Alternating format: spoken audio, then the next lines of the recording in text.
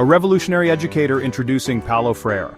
Paulo Freire was an extraordinary educator. He was born in Brazil. Freire was passionate about social justice. He believed in the power of education. Freire's most famous work is Pedagogy of the Oppressed. This book challenged traditional education. It called for a new approach. Freire believed education could liberate people. Freire's ideas resonated with many. He became a leading voice in critical pedagogy. His work continues to inspire educators worldwide. Freire's legacy is one of hope. He envisioned a world empowered by education. Education for liberation. The concept of education as a tool for liberation has been a powerful idea throughout history. It is the belief that through learning, individuals can gain the knowledge and skills necessary to challenge and change the oppressive structures that exist in society. Breaking the chains of oppression. This metaphorical breaking of chains represents the freeing of minds from the constraints of ignorance and the limitations imposed by an unjust system. Freire saw education as more than just memorizing facts. He envisioned it as a dynamic process where students and teachers engage in a dialogue, learning from each other and growing together. He believed it could break down oppression. Education could empower individuals. It could transform society. By fostering critical thinking and encouraging students to question the status quo, education could become a powerful force for social change. Traditional education, Freire argued, maintained inequality. It often perpetuated the existing power dynamics by treating students as passive recipients of knowledge. It treated students as empty vessels. This approach, known as the banking model of education, saw students as containers to be filled with information, rather than active participants in their own learning process. Teachers filled them with information. This method stifled creativity and critical thinking, reducing education to a mere transaction of knowledge. This banking model of education, as Freire called it, limited students' potential. It failed to recognize the unique experiences and insights that each student brought to the classroom. Freire proposed a different approach. Education should be liberating. It should be a practice of freedom, where students are encouraged to think critically and engage actively with the world around them. It should encourage critical thinking. Students should be taught to question, to analyze, and to understand the deeper meanings behind the information they receive. Students should question the world around them. They should be empowered to challenge injustices and to envision a better, more equitable society. They should become active participants in their learning. By doing so, they not only gain knowledge but also develop the skills and confidence needed to become agents of change in their communities and beyond. Critical consciousness, unveiling reality, igniting change. Central to Freire's pedagogy is critical consciousness. This concept is about developing awareness. It's about understanding how power operates in society. Critical consciousness helps us see injustice. It allows us to question the status quo. When we develop critical consciousness, we are no longer passive. We become agents of change.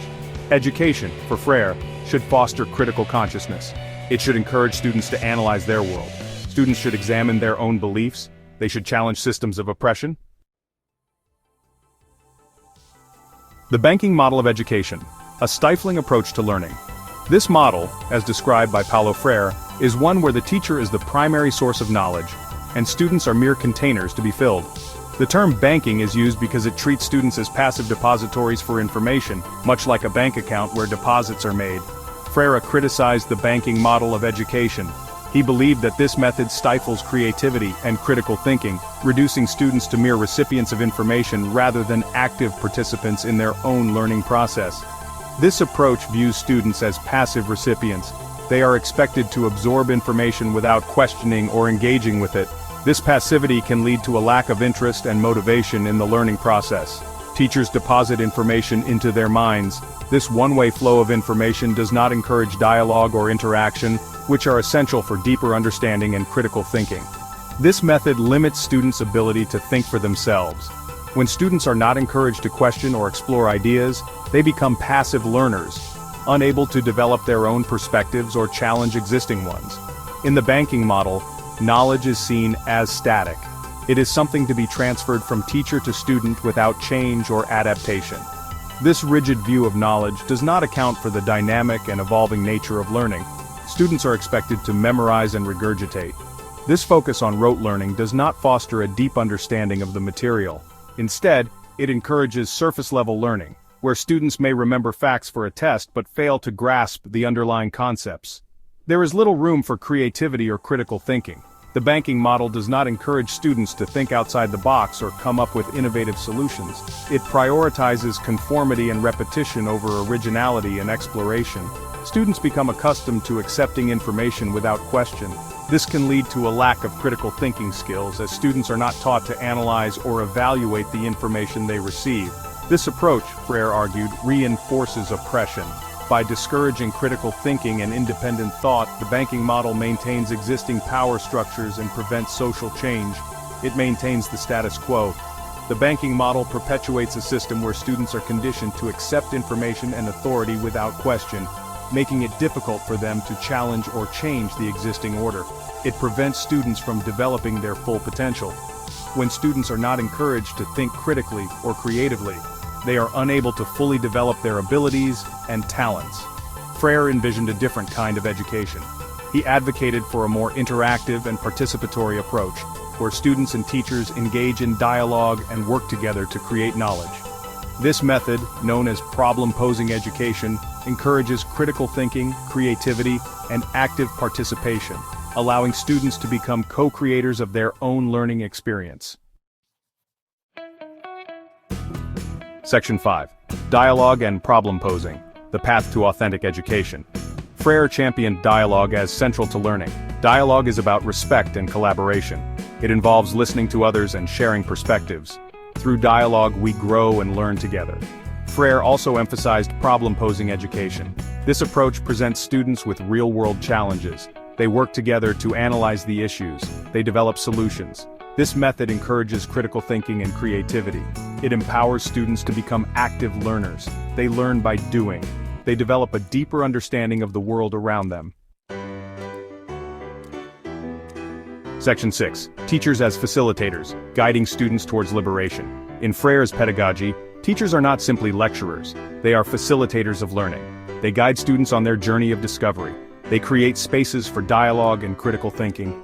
Teachers should be humble learners themselves. They should be open to learning from their students. They should foster a collaborative learning environment. The teacher's role is crucial. They must guide students to question. They must help students develop critical consciousness. They must empower students to become agents of change. Section 7. Students as co-creators, active participants in the learning journey. Freire believes students are not empty vessels. They are active participants in their learning. They bring their own experiences and perspectives to the classroom. Students should be encouraged to ask questions. They should be empowered to challenge assumptions. They should be given the tools to think critically about the world. When students are actively engaged, learning becomes transformative. They develop a love for learning. They become lifelong learners. They are empowered to create positive change. Section 8. Freire's Enduring Legacy, a timeless call for educational transformation. Paulo Freire's ideas remain as relevant today as ever. His work continues to inspire educators worldwide. His call for liberation through education resonates deeply. Freire's legacy is a reminder of the power of education. Education can transform lives. It can create a more just and equitable world. Freire's work challenges us to rethink education. It calls on us to create learning environments that empower students. We must nurture critical thinking, creativity, and a passion for social justice. Section 9. Empowering Future Generations, Freire's Vision for a Just and Equitable World. Freire's vision was a world where everyone has the opportunity to reach their full potential. He imagined a society where education was not just a privilege for the few, but a fundamental right for all. In his ideal world, every individual, regardless of their background, would have access to quality education that nurtures their unique talents and abilities. He believed education was the key to unlocking this potential. Freire saw education as a transformative process, one that could empower individuals to think critically and act upon their world. He argued that through education, people could gain the tools they need to challenge the status quo and create meaningful change in their communities. By embracing Freire's ideas, we can create a better future. His philosophy encourages us to see education as a collaborative effort, where teachers and students learn from each other in a dynamic exchange of knowledge and ideas.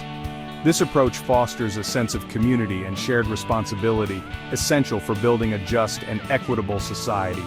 We can empower future generations to become critical thinkers, problem solvers, and agents of change. Freire's vision calls for an education system that goes beyond rote memorization and standardized tests.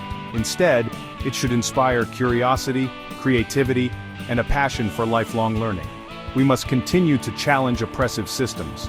Freire believed that education should be a tool for liberation, helping individuals to recognize and resist the forces that perpetuate inequality and injustice. By fostering a critical consciousness, education can empower people to take action against oppression and work towards a more equitable world. We must strive to create a world where everyone has equal opportunities. This means addressing the systemic barriers that prevent many from accessing quality education and ensuring that all voices are heard and valued. Freire's vision reminds us that true equity requires ongoing effort and commitment from all members of society. Education is the most powerful tool we have for achieving this vision. It is through education that we can cultivate the skills, knowledge, and values needed to build a more just and equitable world. By investing in education, we invest in the future of our communities and our planet. Let us use it wisely. Let us commit to creating educational environments that inspire and empower all learners. Together, we can turn Freire's vision into reality, ensuring that every individual has the opportunity to thrive and contribute to a better world.